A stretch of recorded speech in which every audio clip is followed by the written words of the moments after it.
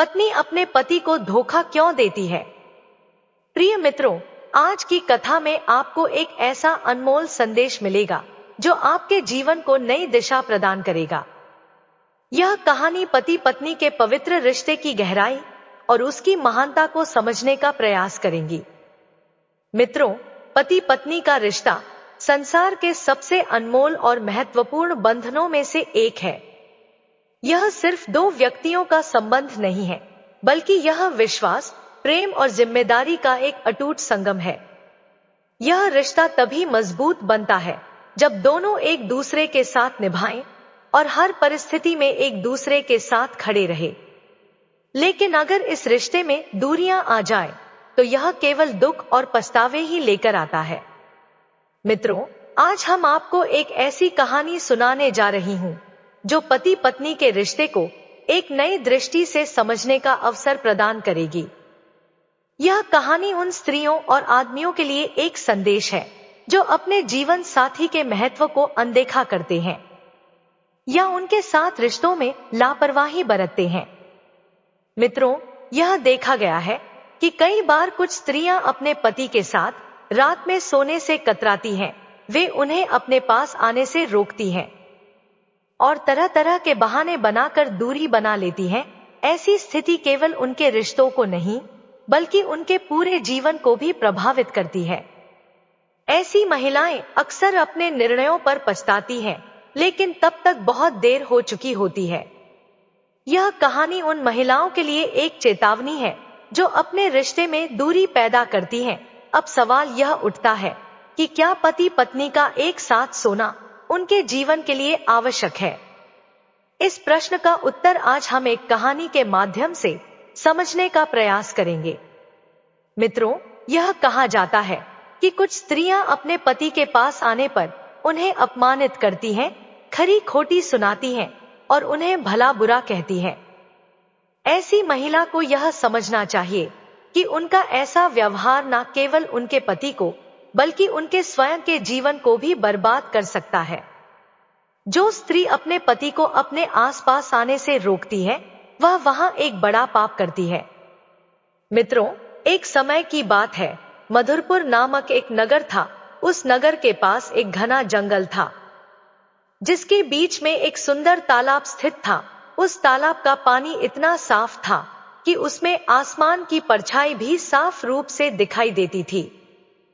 तालाब के चारों ओर छोटे छोटे पेड़ थे, जिन पर पक्षियों की चहचहाहट सुनाई देती थी। तालाब के पास एक मिट्टी का छोटा सा घर था, जिसमें सुधीर नाम का एक किसान अपनी पत्नी पूर्णिमा और 2 बच्चों के साथ रहता था। उनके परिवार में एक बेटा और एक बेटी थी। पूर्णिमा अपने पति से बहुत प्यार करती थी। पूर्णिमा बहुत सुंदर था, उसके सौंदर्य की पूरे क्षेत्र में प्रशंसा होती थी। उसकी सुंदरता ऐसी थी कि यदि कोई अजनबी भी उसके घर आता और उसे देखता तो मोहित हो जाता। एक दिन की बात है, सूर्यास्त हो चुका था, आकाश में तारे टिमटिमा रहे थे और वातावरण शांत था। पूरा गांव गहरी नींद में डूबा हुआ था।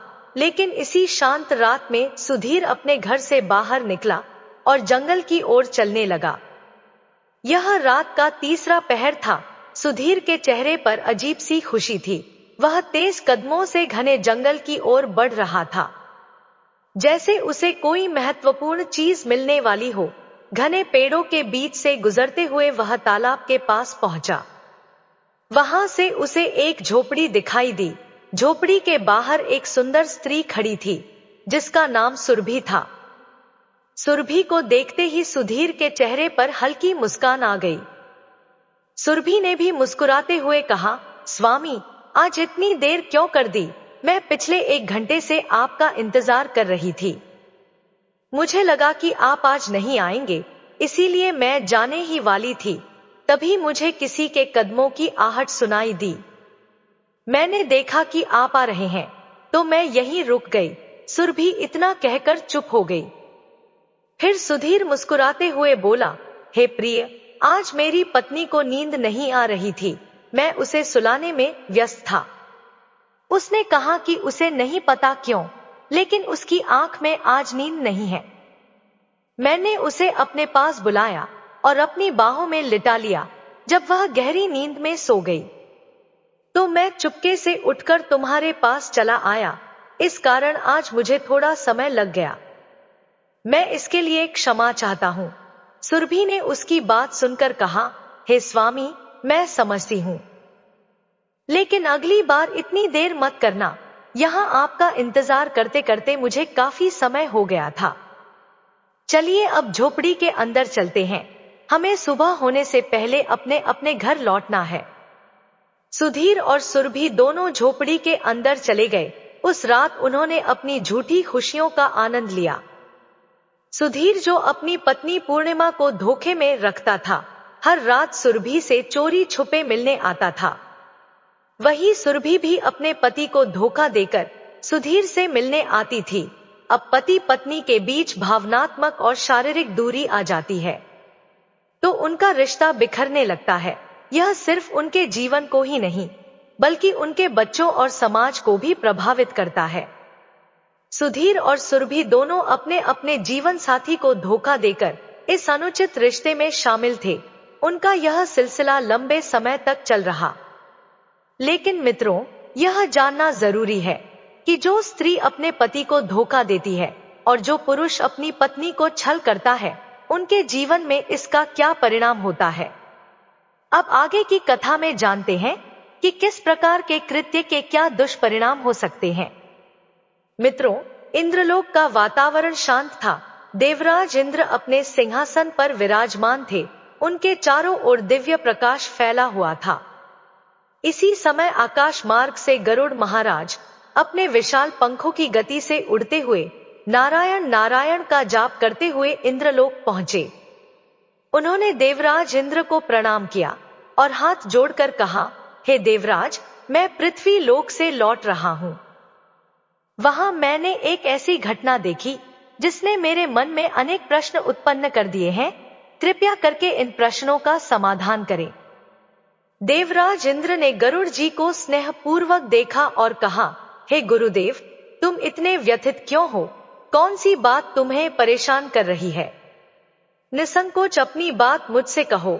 तब गरुड़ जी ने नम्रतापूर्वक कहा, हे देवराज, जब मैं पृथ्वी लोक पर गया तो मैंने एक विचित्र दृश्य देखा। एक स्त्री जो अपने पति और बच्चों के साथ रहती थी, रात के समय अपने पति और बच्चों को धोखा देकर घर से निकल गई। उसने अपने पति को सुलाया और जंगल की ओर चल पड़ी। वहां एक झोपड़ी के पास खड़ी थी, जैसे किसी पुरुष का इंतजार कर रही हो। दूसरी ओर एक पुरुष जो अपने परिवार का मुखिया था, वह भी अपनी पत्नी और बच्चों को धोखा देकर जंगल के रास्ते से उसी झोपड़ी में पहुंचा। मैंने देखा कि वह स्त्री और पुरुष, जो अपने अपने परिवारों के लिए जिम्मेदार थे, एक दूसरे से मिलकर अनैतिक संबंध बना रहे थे। यह दृश्य देखकर मेरा मन विचलित हो गया। गरुड़ जी आगे कहा, हे देवराज, मैं यह समझने में असमर्थ हूं कि ऐसे लोग जो अपने जीवन साथी और बच्चों को धोखा देकर इस प्रकार का काम करते हैं, उनके जीवन में इसका क्या परिणाम होंगे। यह कलयुग का प्रभाव है या मानव मन की विकृति है? कृपया मेरे इस प्रश्न का उत्तर दीजिए। तब देवराज इंद्र ने गरुड़ जी की बात ध्यान से सुनी और उन्हें शांत रहने का संकेत दिया। फिर बोले, हे गरुड़ देव, तुम इतने व्याकुल क्यों हो? यह कलयुग है और इसमें इस प्रकार के काम असामान्य नहीं है। कलयुग में मनुष्य अपनी इच्छाओं, वासनाओं और स्वार्थ के अधीन हो जाता है। यही उनके पतन का मुख्य कारण है। उन्होंने आगे कहा, तुम्हारे प्रश्न अत्यंत महत्वपूर्ण है। यह प्रश्न न केवल मानव जीवन के लिए बल्कि उनके नैतिक मूल्य और समाज के लिए भी गहन चिंतन का विषय है। इन घटनाओं का परिणाम केवल उन व्यक्तियों तक सीमित नहीं रहता बल्कि उनके परिवार और समाज पर भी गहरा प्रभाव डालता है। देवराज इंद्र ने गरुड़ जी की ओर देखा और मुस्कुराते हुए कहा, हे गरुड़ देव, तुम्हारे प्रश्न अत्यंत महत्वपूर्ण है। न केवल स्त्रियों के लिए बल्कि पुरुषों के लिए भी उतनी ही प्रासंगिक है। पति पत्नी के बीच संतुलन, प्रेम और जिम्मेदारी का होना अनिवार्य है। यदि इनमें से कोई एक अपने कर्तव्य को भूल जाए तो इसका परिणाम पूरे परिवार और समाज पर गहरा प्रभाव डालता है। अब मैं तुम्हारे प्रश्न का उत्तर एक कहानी के माध्यम से दूंगा। इसे ध्यानपूर्वक सुनो और इसे मानव जाति के कल्याण के लिए उपयोग करो। गरुड़ जी ने कहा, हे देवराज इंद्र, कृपया कहानी विस्तार से सुनाइए। इंद्रदेव ने कहानी आरंभ की। एक बार की बात है, सुजैनगढ़ नामक नगर में नरेश नाम का एक धनवान व्यापारी था। वह अपनी मेहनत और चतुराई से खूब धन कमाता था। नरेश अनाज को किसानों से कम दाम पर खरीदता और ऊंचे दामों पर व्यापारियों को बेचता। इस प्रकार उसकी संपत्ति दिन ब दिन बढ़ती ही गई। नरेश का एकमात्र पुत्र था प्रिंस, जिसे वह और उसकी पत्नी अत्यधिक स्नेह करते थे। लेकिन प्रिंस को बचपन से अधिक आजादी मिली हुई थी। वह जो चाहता वही करता। नरेश और उसकी पत्नी ने उसे कभी किसी चीज के लिए मना नहीं किया और अत्यधिक आजादी से उसे बिगाड़ दिया। प्रिंस के साथ भी यही हुआ। वह बुरी संगत में पड़ गया, जुआ खेलने लगा, नशा करने लगा, वेश्याओं के पास जाने लगा। धीरे धीरे उसने अपने पिता की संपत्ति बर्बाद करनी शुरू कर दी। तब गरुड़ जी ने पूछा, हे देवराज, प्रिंस ने ऐसा क्यों किया? क्या उसके माता पिता ने उसे रोकने का प्रयास नहीं किया? देवराज इंद्र ने कहा, प्रिंस ने ऐसा इसलिए किया क्योंकि उसके पिछले जन्म के पाप थे। प्रिंस ने अपने माता पिता की बातों को अनसुना कर दिया। उसने अपनी मां से झूठ बोलकर धन मांगना शुरू किया और जुए में हार जाता। वैश्या और नशे की लत ने उसे उसकी इच्छाओं का गुलाम बना दिया। प्रिंस की आदत इतनी बिगड़ गई कि उसने न केवल अपने पिता की संपत्ति बर्बाद की, बल्कि अपने स्वास्थ्य और चरित्र को भी खो दिया। देवराज इंद्र ने आगे कहा, यह कहानी उन माता पिता के लिए एक चेतावनी है जो अपने बच्चों को अनुशासन में नहीं रखते। अत्यधिक छूट और बुरी संगत किसी भी व्यक्ति को बर्बाद कर देती है। देवराज इंद्र ने आगे कहा, जब नरेश को पता चला कि उसका पुत्र प्रिंस जुआ, नशा और वैश्यावृत्ति में खो गया है, तो वह बहुत चिंतित हुए। उसने सोचा कि यदि प्रिंस की आदतों को रोका नहीं गया, तो वह उसकी मेहनत से अर्जित सारी संपत्ति को बर्बाद कर देगा। इस समस्या का समाधान ढूंढते हुए नरेश ने मन ही मन विचार किया, यदि प्रिंस का विवाह करवा दिया जाए, तो शायद वह अपनी बुरी आदतें छोड़ दे। घर में उसकी पत्नी आएगी तो वह अपना ध्यान परिवार पर केंद्रित करेगा और वैश्या के पास जाना बंद कर देगा। इस सोच के साथ नरेश ने एक धनवान सेठ की सुंदर और गुणवान बेटी रेखा से प्रिंस का रिश्ता तय कर दिया। रेखा न केवल रूपवती थी, बल्कि अपने गुण और नेक स्वभाव के कारण पूरे क्षेत्र में प्रशंसा पाती थी। कुछ ही समय बाद प्रिंस और रेखा का विवाह हो गया। विवाह के बाद प्रिंस का व्यवहार बदलने लगा। रेखा की सुंदरता और उसके गुणों ने प्रिंस को गहराई से प्रभावित किया। उसने वैश्या के पास जाना पूरी तरह से छोड़ दिया और अब घर पर ही रहने लगा। कुछ समय तक सब कुछ सही चलता रहा। रेखा ने अपनी अच्छाइयों और प्रेम से प्रिंस को सुधारने का हर संभव प्रयास किया, लेकिन समय कभी किसी के लिए रुकता नहीं। प्रिंस के माता पिता बूढ़े हो चुके थे और एक दिन वृद्धावस्था के कारण उन्होंने इस संसार को त्याग दिया। उनके जाने के बाद प्रिंस का कोई मार्गदर्शन करने वाला नहीं बचा। रेखा के साथ रहते हुए प्रिंस ने वेश्याओं का साथ तो छोड़ दिया था, लेकिन उसकी जुए खेलने की लत अभी भी बनी हुई थी। यह लत धीरे धीरे उसे बर्बादी की ओर ले जाने लगी। कुछ ही समय में प्रिंस ने अपने पिता की वर्षों की मेहनत से अर्जित सारी संपत्ति को जुए में हार गया। अब उसके पास ना तो धन बचा था और ना ही कोई हुनर। वह पूरी तरह से कंगाल हो चुका था। एक दिन रेखा ने अपने पति प्रिंस से कहा, अब तो हमारे पास खाने तक के लिए कुछ नहीं बचा। आप कोई नौकरी क्यों नहीं करते ताकि हम अपना जीवन काट सके? आपके पास कौशल और ज्ञान है या नहीं? अगर कोई व्यक्ति राजा के पास नौकरी मांगने जाता है, तो राजा सबसे पहले यही पूछता है कि उस व्यक्ति के पास क्या हुनर और क्या योग्यताएं हैं। अगर उसके पास कोई कौशल नहीं होता, तो तो उसे वहां से खाली हाथ लौटना पड़ता है। प्रिंस के पास कोई कौशल नहीं था। उसने अपना सारा समय और ऊर्जा जुए, नशे और गलत आदतों में बर्बाद कर दी थी। अब वह अपने परिवार के लिए भोजन जुटाने में भी असमर्थ हो गया था। प्रिंस के जीवन में यह सब कठिन समय था। उसके पास एक बेटा और एक बेटी थी जो अब विवाह योग्य हो चुके थे, लेकिन उनके विवाह के लिए धन जुटाने का कोई साधन नहीं था। घर की हालत इतनी खराब हो गई थी कि वे खाने के लिए भी मोहताज हो गए। प्रिंस की यह स्थिति उसे निरंतर पछतावे और निराशा में धकेल रही थी। एक दिन प्रिंस अपनी पत्नी रेखा के पास गया और उससे अपनी इच्छाओं की पूर्ति के लिए बात करने लगा। रेखा उसे शांत और गंभीर स्वर में कहा, हे प्रिय, जीवन का सबसे बड़ा सुख केवल कामवासना में नहीं होता। असली सुख दूसरों की मदद करने और एक सच्चा जीवन जीने में होता है। जो लोग अपनी वासनाओं और लालसा में अंधे हो जाते हैं, वे अंत में बर्बाद हो जाते हैं। यही तुम्हारे साथ भी हुआ है।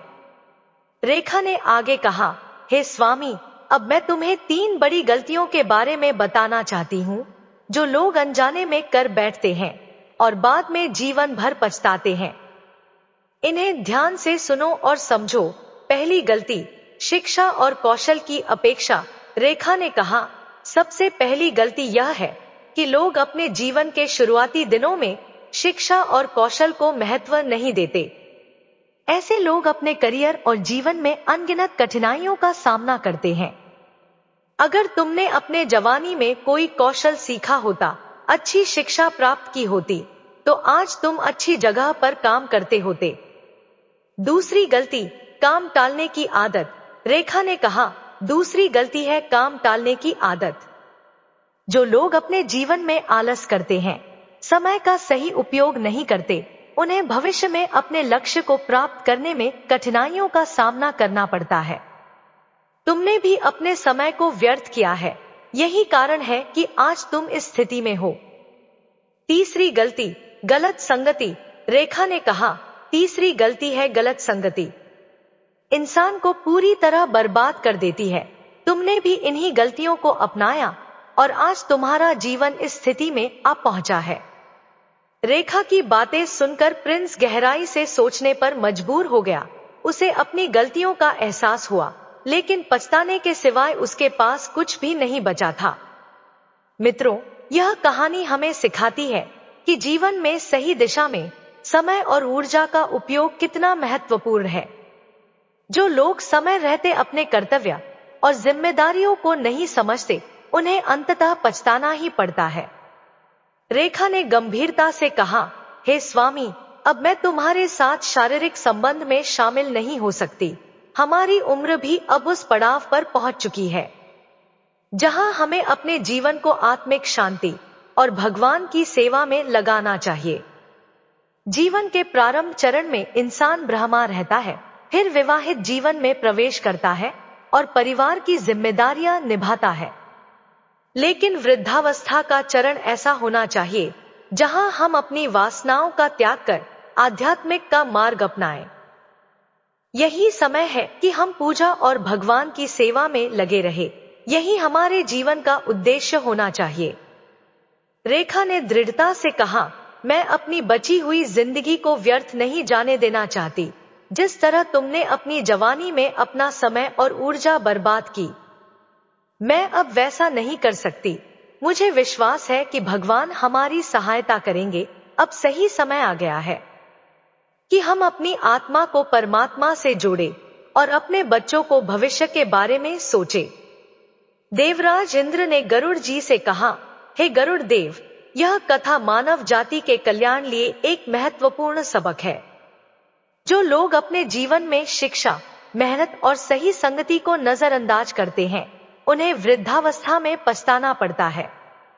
सही दिशा, अनुशासन और नैतिकता ही मनुष्य के जीवन को सफल बनाते हैं। इन गुणों की कमी इंसान को दुख और कठिनाइयों के चक्कर भी में फंसा देती है। रेखा ने अपने पति प्रिंस से कहा कि वह अब उनके साथ शारीरिक संबंधों में शामिल नहीं होगी। उसने अपने फैसले पर मजबूती से टिके रहने का निर्णय लिया और अपने बच्चों के विवाह और परिवार की भलाई को प्राथमिकता दी। उसने कहा, हमें अब अपनी वासना को त्याग कर भगवान की शरण में जाना चाहिए। मेहनत करेंगे तो भगवान अवश्य हमारा साथ देंगे। कुछ समय बाद रेखा की मुलाकात एक बूढ़ी महिला से हुई। वह महिला अकेली थी, जिसके पास कोई संतान नहीं थी। उसने रेखा से कहा, बेटी, मेरे पास जो भी धन संपत्ति है मैं तुम्हें दे रही हूँ। बदले में मुझे सिर्फ 2 वक्त का खाना और तुम्हारे परिवार का हिस्सा बनने की अनुमति चाहेंगे। रेखा ने उस बूढ़ी औरत के प्रस्ताव को स्वीकार कर लिया। बूढ़ी औरत के धन और सहयोग से रेखा के परिवार की स्थिति में सुधार हुआ। उन्होंने अपने दोनों बच्चों के विवाह कर दिए। धीरे धीरे घर में खुशहाली लौट आई और परिवार सुख शांति से रहने लगा। लेकिन प्रिंस का स्वभाव फिर से बदलने लगा। रेखा के साथ उसकी दूरी ने उसे गलत रास्ते पर धकेल दिया। रेखा ने अपने जीवन में आध्यात्मिकता और प्राथमिकता देते हुए प्रिंस के साथ शारीरिक संबंध बनाने से इनकार कर दिया। लेकिन प्रिंस अपनी इच्छाओं को नियंत्रित नहीं कर सका। वह अपनी वासनाओं से पीड़ित हो गया और धीरे धीरे एक अन्य स्त्री के प्रभाव में आ गया। वह स्त्री उसे रात्रि में अपने पास बुलाती थी। प्रिंस अपनी पत्नी और बच्चों को सुलाकर रात के अंधेरे में उस स्त्री के पास जाने लगा। वह झूठ और धोखे के रास्ते पर चल पड़ा। मित्रों, इस कहानी से यह शिक्षा मिलती है कि किसी भी रिश्ते में संतुलन बनाए रखना अत्यंत आवश्यक है। जिस प्रकार रेखा ने एकदम से प्रिंस का साथ छोड़ दिया, वह भी पूरी तरह से सही नहीं था। पति को सुधारने के लिए धैर्य, समझदारी और प्रेम की आवश्यकता होती है। जो महिलाएं अपने पति का अचानक त्याग कर देती हैं, वे अनजाने में उन्हें गलत रास्ते पर जाने के लिए प्रेरित कर सकती हैं। यह एक ऐसा निर्णय हो सकता है जो पूरे परिवार को बर्बाद कर दे। हर स्त्री को यह 3 बातें हमेशा ध्यान में रखना चाहिए ताकि उसका परिवार और पति सही दिशा में रहे। पहली बात, साथ सोने का महत्व। स्त्रियों को चाहिए कि वह अपने पति के साथ सोने का त्याग ना करें। एक साथ सोना केवल शारीरिक निकटता का प्रतीक नहीं है, बल्कि यह पति पत्नी के बीच प्रेम, विश्वास और भावनात्मक जुड़ाव हो सकता है। जब यह दूरी बढ़ती है तो पति अन्य स्त्रियों की ओर आकर्षित हो जाता है। दूसरी बात, धैर्य और समझदारी। किसी भी रिश्ते में सुधार के लिए धैर्य और समझदारी आवश्यक है। अचानक कठोर निर्णय लेने से रिश्ते कमजोर हो सकते हैं। सही मार्गदर्शन और समर्थन से पति को बेहतर राह पर लाना संभव है। तीसरी बात, पारिवारिक जिम्मेदारियां। हर स्त्री को अपने जीवन की जिम्मेदारियों को प्राथमिकता देनी चाहिए। रिश्तों में संतुलन बनाए रखना और अपनी भूमिका को निभाना पूरे परिवार को खुशहाल और एकजुट रखता है। पति पत्नी का रिश्ता जीवन रूपी गाड़ी के 2 पहियों के समान है। यदि एक पहिया पटरी से उतर जाए तो गाड़ी चलना कठिन हो जाता है। इसीलिए रिश्तों में सहयोग बनाए रखना ही एक सुखी जीवन की कुंजी है। इसलिए स्त्रियों को चाहिए कि वे अपने रिश्तों की गरिमा बनाए रखें और इसे मजबूती प्रदान करें। पहली बात, पति की इच्छाओं का सम्मान करें। काम क्रीड़ा पति पत्नी के रिश्ते का एक स्वाभाविक और महत्वपूर्ण हिस्सा है। यदि कोई स्त्री अपने पति की भावनाओं और इच्छाओं को पूरी तरह अनदेखा करती है और उससे दूरी बनाती है, तो पति पराई स्त्रियों की ओर आकर्षित हो सकता है। लेकिन जो स्त्रियां अपने पति की भावनाओं का सम्मान करते हुए धैर्य और समझदारी से उसे सही रास्ते पर लाती हैं, वे परिवार और समाज दोनों के लिए आदर्श बन जाती हैं। पति को सही दिशा दिखाना और उसका मार्गदर्शन करना स्त्री का नैतिक दायित्व है। दूसरी बात, पति को सही राह पर लाने का प्रयास करें। यदि पति किसी बुराई आदत या वासना में फंसा हुआ है, तो स्त्री को उसे सुधारने का प्रयास करना चाहिए। उसे अच्छे सत्संग में ले जाना, धार्मिक चर्चा सुनाना और मंदिर या आध्यात्मिक स्थानों पर ले जाना ऐसे उपाय हैं जो किसी भी व्यक्ति को सुधार सकते हैं। स्त्री को अपने पति की कमजोरियों को समझते हुए धैर्य पूर्वक उसे सही दिशा में ले जाने का प्रयास करना चाहिए। लेकिन यह प्रयास तभी सफल होता है जब इसमें संयम और समझदारी हो। तीसरी बात, परिवार की भलाई को प्राथमिकता दे। पति पत्नी दोनों को यह समझना चाहिए कि उनका रिश्ता केवल व्यक्तिगत संतोष तक सीमित नहीं है, बल्कि यह पूरे परिवार की नींव है। यदि कोई भी अपने कर्तव्य को नजरअंदाज करता है तो इसका परिणाम पूरे परिवार को भुगतना पड़ता है। केवल भगवान की भक्ति करना पर्याप्त नहीं है, परिवार की देखभाल और पति को सही मार्ग पर रखना भी उतना ही महत्वपूर्ण है। मित्रों, जो पुरुष पराई स्त्री के साथ अनैतिक संबंध बनाता था वह प्रिंस था। उसकी पत्नी रेखा ने उसके साथ शारीरिक संबंध पूरी तरह से समाप्त कर दिए थे। इस दूरी ने प्रिंस को अपनी पत्नी के प्रति उदासीन बना दिया और वह पराई स्त्रियों के जाल में फंस गया। यही उसकी बर्बादी का कारण बना। मित्रों, यह कहानी हमें सिखाती है कि पति पत्नी का रिश्ता केवल साथ रहने का नाम नहीं है, बल्कि एक दूसरे को समझने, सहयोग करने और सही दिशा दिखाने का माध्यम है। जहां संतुलन और सामंजस्य होता है वहीं परिवार और समाज में सुख शांति बनी रहती है। मित्रों, यदि पति किसी बुरी आदत में फंसा है तो संयम और सही मार्गदर्शन से उसे सुधारने की कोशिश करें। उसे अनदेखा करना या पूरी तरह त्याग देना उचित समाधान नहीं है। परिवार की भलाई को प्राथमिक दे। किसी भी परिस्थिति में परिवार की भलाई सबसे महत्वपूर्ण होनी चाहिए। पति पत्नी दोनों को एक दूसरे का सहयोग करना चाहिए और अपने बच्चों के लिए आदर्श बनना चाहिए। यदि परिवार टूटता है तो इसका असर न केवल बच्चों पर बल्कि पूरे समाज पर पड़ता है। मित्रों, यह कहानी कैसी लगी कमेंट करके जरूर बताएं और वीडियो को लाइक शेयर करें और हमारे चैनल को सब्सक्राइब करें। धन्यवाद।